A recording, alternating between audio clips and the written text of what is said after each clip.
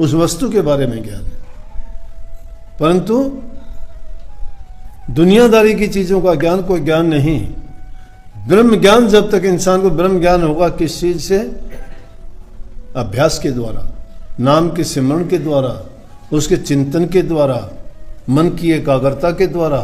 जब तक तुम अपने आप में सिमट नहीं जाते, जब तक मन की वृत्तियों को तुम एकाग्र नहीं कर लेते, थोड़े समय के लिए भी तुम एकांत में जब जाते हो तब भी, चाहे आप कुछ भी ना करो, मैं कहता हूं कुछ भी ना करो, आराम से लेटे रहो, ना आंख मूंदने की जरूरत, ना कान बंद करने की जरूरत, कुछ भी नहीं करने की, चिंतन करो उस टाइम में। सहज भाव में तुम्हें इतना अनुभव हो जाएगा कि आप मान जाओगे, तुम्हें देखते देखते पता लग जाए, अपने होश भी खो दोगे। लेकिन वहां एकाग्रता की आवश्यकता पड़ती, फिर ध्यान नहीं जाएगा तुम्हारा कहीं भी। कबीर साहब ने क्यों कही कि आंख न मूंदूं, कान न रोंदूं, काया कष्ट न धारुर, खुली आंख हंस हंस देखूं, सुंदर रूप निहार। आंख कान ये बंद करने नए आदमी के लिए आवश्यक है। जब आदमी उस तरीके पे, उस लाइन पे जब उसकी गाड़ी चढ़ जाती है, फिर उसको इधर उधर देखने की जरूरत नहीं है, फिर उसका भटकाव मिट जाता है, सिमटाव आ जाता है, उसका ठहरना सीख जाता है वो। जब तक ठहरना नहीं सीखते, मन भागता है, तब तक ना कोई ध्यान है, ना कोई ज्ञान है, ना कोई समझ है, ना कोई समाधि है। समाधि का हो जाना स्थिर हो जाना है। समाधि तो मरे हुए आदमी की होती है, नहीं कहते उसकी समाधि है ये, लेकिन हम जिंदों की समाधि लगाना बताते हो। समाधि कब लगेगी? समाधि कब लगाते हो? बैठते हो, समाधि तो होती नहीं, और कुछ सोचते रहते हो। समाधि वाला सोचता थोड़ा, सोच खत्म हो जाती है समाधि वाले की। उसका तो हिलना डुलना सोचना सब बेफिक्री हो जाती है, जैसे मिट्टी शिथिलता आ जाती है। इसलिए जब तक ऐसी शिथिलता नहीं आती, तब तक हमारे जबान से कहना गलत है। हाँ, वो जब आ जाएगी ना, फिर बैठे रहो, लाख आदमी बैठे रहो, तुम बात करते रहो, कोई असर नहीं पड़ता। क्योंकि तुमने जाना, अब आप देखो ना, आपका अभ्यास करते करते घर में रहते हो, तुम्हें पता है कहाँ रसोई है, कहाँ तुम्हारा स्टोर है, कहाँ तुम्हारा लिविंग रूम है, और कहाँ तुम्हारे और दूसरे सामान रखे। तुम यहाँ बैठे बैठे भी, सत्संग सुनते सुनते भी उन चीजों को अभी देख रहे हो, क्योंकि अभ्यास उनका इतना कर लिया कि रोजाना। इसी प्रकार से अगर हम शुरू में कुछ समय के लिए बड़े गौर के साथ दुनियादारी के पदार्थों से अपने विचार मन को हटा के और उस ओर लगा देना चाहिए। लेकिन व्यर्थ की चिंताएं इंसान को नहीं टिकने देती। चिंताएं मैंने व्यर्थ क्यों कही? मैंने व्यर्थ इसलिए कहा, उन चिंताओं को तुम्हारे करने से कुछ होता नहीं है। कोई भी काम होता तुम चिंता करते हो, उससे होने से समर्था है क्या कोई? वो चिंता करने से बढ़ता नहीं कुछ भी, चिंतन से बनेगा। चिंता से तो और ज्यादा तुम्हें परेशानी हो जाएगी, लेकिन चिंतन करोगे, सोचोगे, और सोच के बाद जो परिणाम होगा वो सही निकलेगा। लेकिन तुम्हारे सोचने से कुछ नहीं बनता। तुम सोचते हो मैं सोचूं राजा बन जाऊं, कैसे बन जाऊंगा? चिंतन करो, मेहनत करो, मेहनत करूं, छोटे काम से लगूं, बड़ा हो जाऊंगा। ये चिंतन है, ये चिंता नहीं। बैठे बैठे जो इंसान मेहनत नहीं करता, कर्म नहीं करता और कर्म कमाता नहीं, तब तक उसको कुछ मिला नहीं करता। सीधा का सीधा कोई उच्च दर्जे पे नहीं बैठ जाता, पहली पीढ़ी पर कदम रखना ही पड़ेगा। लेकिन ऊंचे चढ़ने की बजाय अच्छा है कि जमीन पर ही बैठे रहो।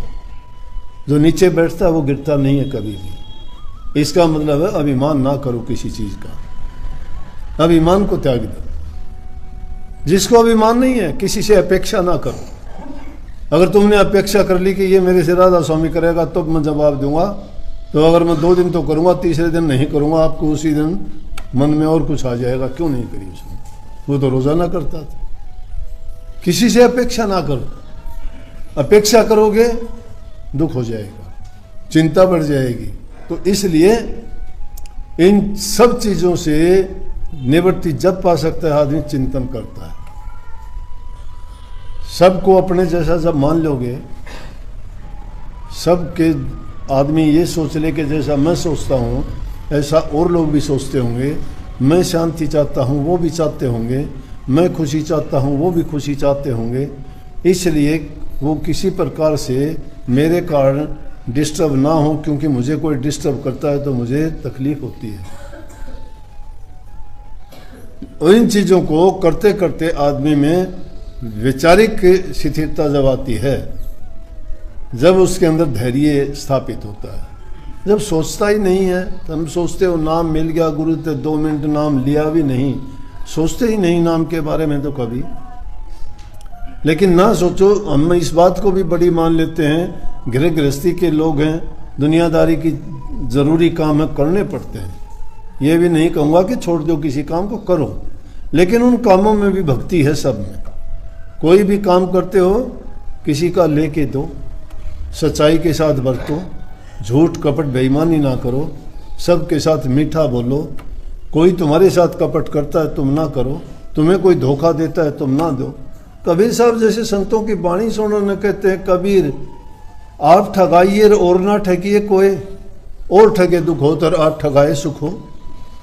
कबीर साहब कहते हैं तू ठगेगा कोई बात नहीं, कोई बात नहीं, दूसरे को तू ना ठग, उसने अपना कर्म बनाया, उसको बनाने तू ना बना।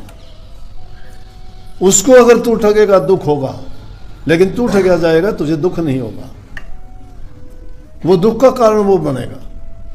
इसलिए संतों की बात बड़ी ऊंची गहरी है, उस पर थोड़ा चिंतन करके गौर। ये बात भी बताऊं मैं, अभ्यास अगर करोगे ना, इन चीज़ों को सोचने अपने आप आएंगे, ऐसे ऐसे भेद खुल जाएंगे, हैरान होगे कि जिन बातों के बारे में कभी सोचा नहीं, वो बात भी तुम्हारे सहज भाव से, इतनी सरलता से कि तुम्हें सबका शुभ समझ में आ जाएगा।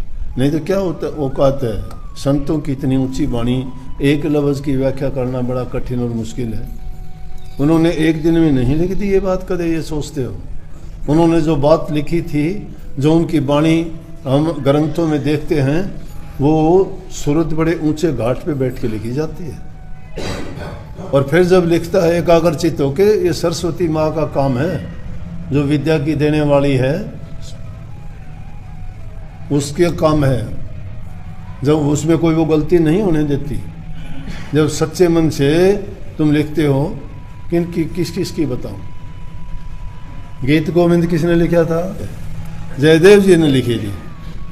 मैं हिंदी का कवि को नहीं, लेकिन जयदेव जी ने जब वो लिखा गीत गोविंद, उनकी पत्नी उनके लिए खाना लेके जाया थी, सुबह उठ के चले जाते नदी के किनारे, पेड़ की छांव में बैठ के लिखते थे। जो सच्चे मन से जिसके करता है वो हाजिर हो जाता है उसके लिए। तो वहाँ लिखने लगे तो एक बार लिखते लिखते एक लाइन लिख दी, अगली लाइन याद नहीं आई, सारा दिन निकल गया, दोपहर होगी। उसकी पत्नी खाना लेके गई, जब तक बैठा बोला कि आज तो बहुत गलत हो गया। बोला क्या बात है? बोला कि एक लाइन लिखी गई थी, उसके बाद दूसरी पूरा ही नहीं होता। भाई झूठ हो तो बुरा ना मानियो, मैं जो सुनी बात कहूँ, कदे कल कोई यूं कह दे कि तूने गलत कह दिया, वो कह दिया। उन्होंने जब वो नहीं लिखी गई, उनकी पत्नी कहने लगी एक काम करो, आप खाना खा लो, स्नान कराओ नदी में जाके, और मैं खाना परोसती हूँ, उसके बाद खाना खा के फिर कर लेना, फिर हो जाएगी पूरी दिन में, बाद में खाना तो खाओ। बोला ठीक है। स्नान करने के लिए गया, मुड़ के वापस आ गया, कहने लगे मेरे को याद आ गई, वो दो आप पूरा कर दूँ, उसके बाद खाना खाऊंगा। वो आके लिख के न चले गई, ना के आए, आके बोले कि खाना खाया, खाना खा के बोले ले आप पूरे करते हैं। बोले वो तो आप पूरा कर गए थे। बोला कब? जब नहान गए तो वापस मुड़ के आए थे, कहने लगे मुझे याद आ गया कि ला मैं पूरा करके जाऊं। बोले वो तो श्री कृष्ण जी खुद ही पूरा करके गया। तुलसीदास जी रामायण की रचना किया करते थे। चित्रकूट के घाट पे जाके श्री रामचंद्र जी ने तिलक किया तुलसीदास जी को, हाजिर हो गए। कहावत बन गई कि चित्रकूट के घाट पर लगी संतों की भीड़, तुलसीदास चंदन के तिलक कर रघुवीर। तो ये बातें प्रेम की है, प्रेम भक्ति है। भक्ति में जब ओतपोत हो जाता है तो उसको कुछ नहीं, सिर्फ वही अपना इष्ट दिखाई देता है, और सच्ची भक्ति भी यही है। इसलिए भक्तों को बावड़ा भी कह देते हैं।